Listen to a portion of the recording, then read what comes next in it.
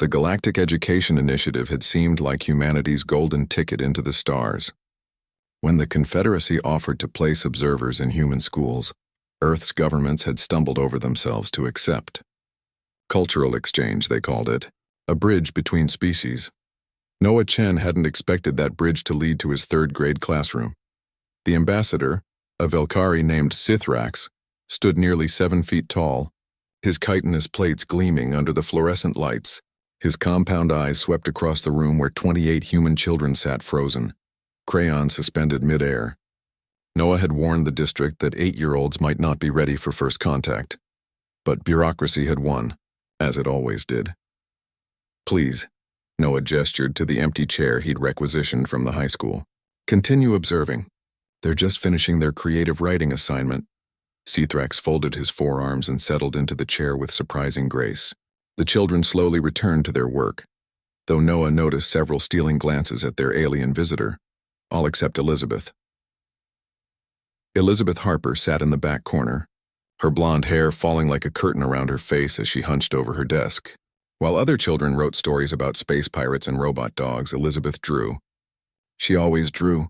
Parent-teacher conferences had been awkward, her mother defensive, insisting that Elizabeth was expressing herself, while her father worried aloud about her falling behind in literacy skills.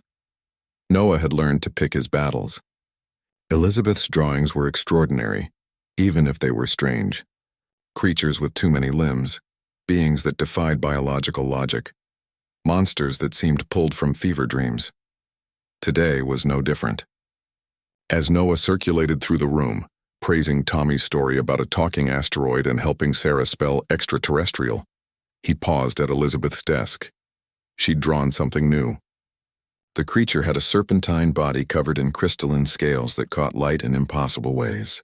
Its head bore 6 eyes arranged in a hexagonal pattern, and tendrils of what might have been hair or sensory organs flowed from its crown like living water.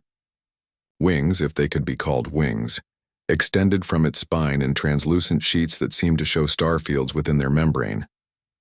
"That's beautiful, Elizabeth," Noah said quietly. "What is it?"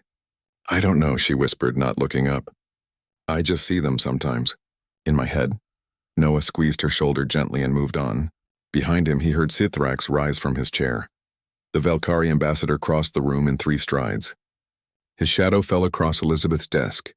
Noah turned, ready to intervene, but froze at the expression on the alien's face, or what passed for expression in a species with compound eyes and mandibles. "Where did you see this?" Sithrax's voice came out as a sharp click whistle, the translator implant struggling to convey his tone. Elizabeth looked up, meeting the alien's gaze without fear. "In my head. I see lots of them. Show me." It wasn't a request. Noah stepped forward. "Ambassador, I don't think—" "Show me everything you've drawn." Sithrax's hand, the upper right one, trembled slightly. Elizabeth reached into her desk and pulled out a worn folder bulging with papers. She spread them across her desk like tarot cards, dragons that weren't dragons, beings of pure light sketched in colored pencil, creatures that seemed to exist in multiple dimensions simultaneously. Sithrax picked up each drawing with reverence, his breathing apparatus clicking faster and faster. The classroom had gone silent. Even the children sensed something momentous was occurring. This one, Sithrax held up a drawing of a creature that resembled a floating jellyfish made of liquid metal, the Quentari. They sang in frequencies that could reshape matter. Their homeworld was sterilized in the 7th expansion. He grabbed another, the Kreshnai. Beings of living crystal.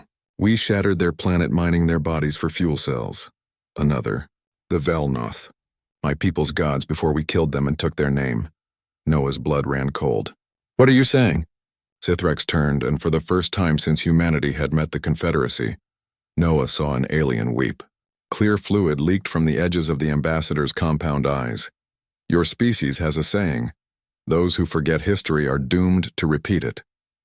Sithrax's mandibles clicked with each word. "We do not forget. The Confederacy remembers every species we conquered, every civilization we erased in our expansion. We carry the weight of 300 extinction events across 12,000 years." He held up Elizabeth's drawings. "But we keep no images, no art, no representations. It is forbidden. Our penance is to remember in words alone, never in images, so we may never romanticize what we've done. These species exist now only in historical texts and genetic archives. Then how? Noah began. How does she know what they looked like? Sithrax knelt before Elizabeth's desk, bringing his towering form level with the small girl. Child, have you ever been off-world? Elizabeth shook her head. Have you accessed any Confederacy databases? I don't have a computer at home. Sithrax looked at Noah. Has she been exposed to any xenobiological materials? She's 8 years old, Noah said. She's never even been out of Michigan. The ambassador turned back to Elizabeth. Then how do you know? Elizabeth shrugged, a gesture so human and childlike it seemed absurd in the moment's gravity. I just see them. Sometimes when I'm falling asleep. Sometimes in class. They show me things. They want to be remembered. 28 children and 2 adults stood in perfect silence as those words settled over the classroom like snow. Sithrax rose slowly, clutching Elizabeth's drawings. I must contact the Confederacy Council immediately. If what I suspect is true, if this child is somehow accessing the genetic memory or quantum echoes of extinct species. He paused. Humans always surprise us, always. We thought we understood you. We thought you were just another species joining the community of stars. He looked at Elizabeth with something approaching awe. But you remember what we've forgotten? You see what we've blinded ourselves to? You bear witness to our sins without judgment, without even understanding them. Noah found his voice. What happens now? Now? Sithrax carefully placed the drawings back on Elizabeth's desk. Now the Confederacy learns that humanity may be the conscience we've needed for 12,000 years. That perhaps the universe sent you to us for a reason. He touched Elizabeth's shoulder gently with one clawed hand. Keep drawing, young one. Bear witness. Some things should never be forgotten, no matter how much they hurt to remember.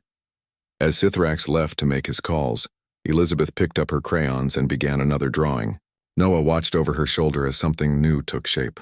A creature that looked almost human but not quite. Something that might have been or could be or should never be, Mr. Chen? Elizabeth asked softly. Yes?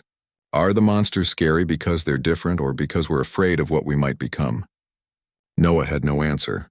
He simply stood there watching a child draw the ghosts of civilizations past and wondered what else humanity would teach the stars. Outside, a ship descended from orbit to collect the ambassador and his revelations. Inside, 27 children returned to their assignments. While one kept drawing, kept witnessing, kept remembering for those who could not remember themselves. The universe, it seemed, was about to learn what it meant when humans said, never forget.